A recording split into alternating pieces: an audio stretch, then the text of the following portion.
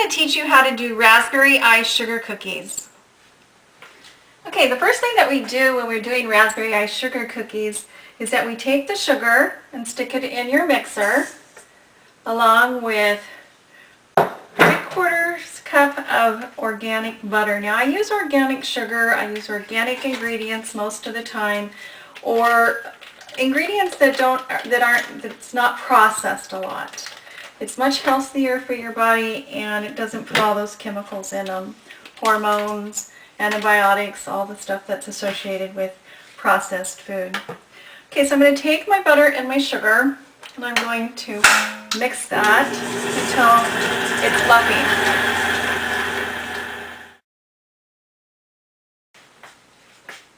Okay, so I mixed that really well and it's fluffy. Now I'm going to add my 2 cage-free eggs. You don't have to use organic, but I like to use cage-free. I want the chickens to go around eating the bugs in their natural vegetation so that I can get the most minerals in my body. Then I'm going to take some organic vanilla extract and I'm going to take and put 1 teaspoon of that. It's really very strong, so I don't need to put extra. Sometimes I'll put a little extra depending on the recipe.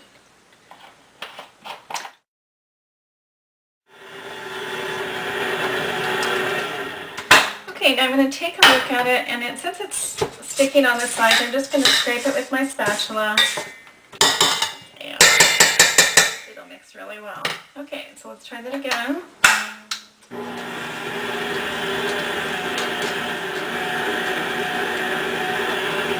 Okay, I'm going to stop that.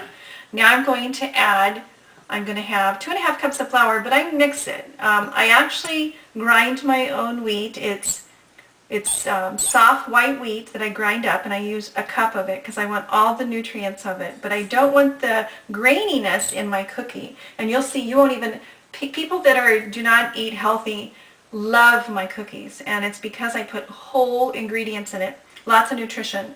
But they never know that there's whole wheat in the cookie. Then I use 1.5 cups of organic unbleached white flour, and I put that together. And then I use 1/2 teaspoon of baking powder that's in here, and it has no aluminum. Make sure there's no aluminum in your baking powder. And then 1/2 teaspoon of baking soda and 1/2 teaspoon of sea salt. I use also a Himalayan salt because I want the minerals. So I actually use 1/2 sea salt and 1/2 Himalayan and stick that. So there's only 1/2 teaspoon there. I want all the vitamins and minerals that my body needs. So that's why I make my cookies very, very nutritious. Okay, and then I stick this in here, and I'm going to mix this together, and then I'm going to stick it in my batter. Okay, so I'll just combine that really quickly, and then slowly put it into my batter. Okay, so we'll turn this on and slowly add this mixture into my liquid.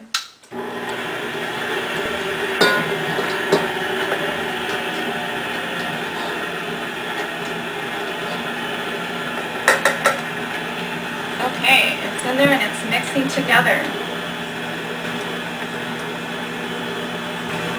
That vanilla smells absolutely heavenly.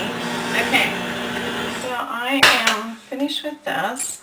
I'm going to take my spatula. And what I'm going to do is I'm going to put it in a ball and wrap it in plastic and stick it in the refrigerator for it to harden. Now I'm just going to take this batter and I'm going to stick it on this plastic. And you'll notice it's still pretty wet.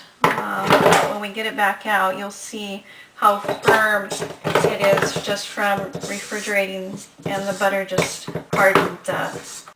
And it'll be really nice and firm to be able to cut out the cookies. Okay, so that is done. Finish that.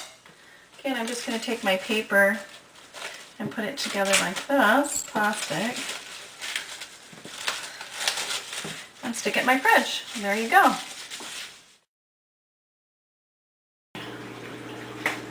Okay, now we're going to take this that I've had in the refrigerator and we're going to cut it in half. We're going to stick the other half back into the refrigerator. You want the butter to stay firm. It's easier to roll out that way. So I'm just going to cut this in half and stick it back in the refrigerator. Okay, so I put some lined paper on my counter just so that I can keep it cleaner. I also have my baking pan lined. It makes it for a cleaner job. Also, I don't want my cookie to be in contact with the aluminum pan just because of what things have been discovered with aluminum. So I keep paper on that also. Okay, so take a little bit of your organic unbleached flour, stick it on your paper, press your dough down. You're going to roll it out to about a 1/4 inch thick.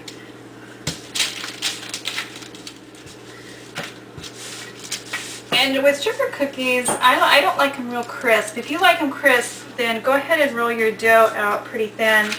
If you like them to be thicker, which I like it because it gives it more like a cake taste and texture, then go ahead and just roll it out about an inch, 1/4 inch thick.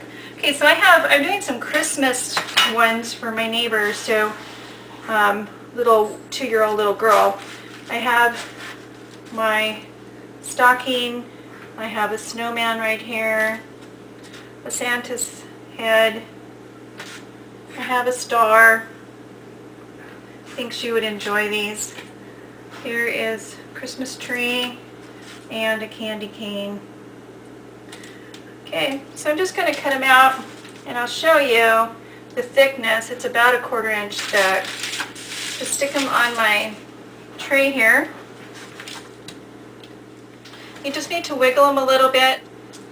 Here is a Santa stocking and a Christmas tree. And this one didn't cut out all the way, so let me just put it back in and shake it. Yeah, there it goes. Okay, and I just stick them on my tray here. Okay, then I'm going to take another snowman, another Christmas tree. Yeah, we'll do another stocking if it fits. That one doesn't fit. We'll do a Santa head right there. Okay. Now just stick them on your tray. Now it looks like I left them a little too close, so I'm going to, because it has some baking soda in it and some baking powder, the baking powder is double acting, and that means that it's going to work while it's cooking also. So it'll not only fluff them while you're mixing it, it fluffs them when they're baking. It gives them the puffiness.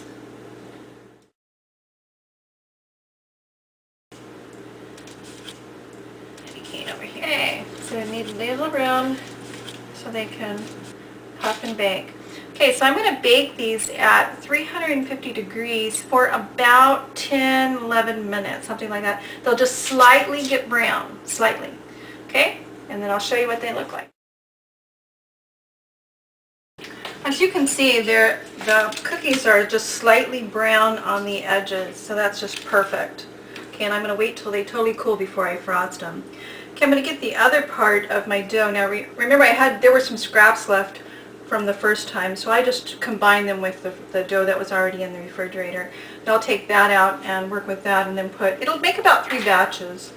So you'll get about 3 dozen cookies.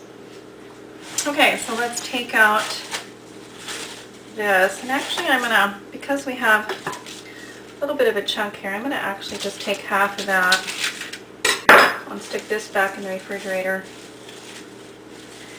It's extremely important that it stays cold. If it doesn't, you're going to have a goopy mess, and then you'll have to put lots and lots of flour on your cookie. It won't stay firm. Just do this with all the cookie dough and bake them for about 11 minutes, 10 to 12. I use about 11 in my oven, and then let them cool, and then I'll show you how to frost them.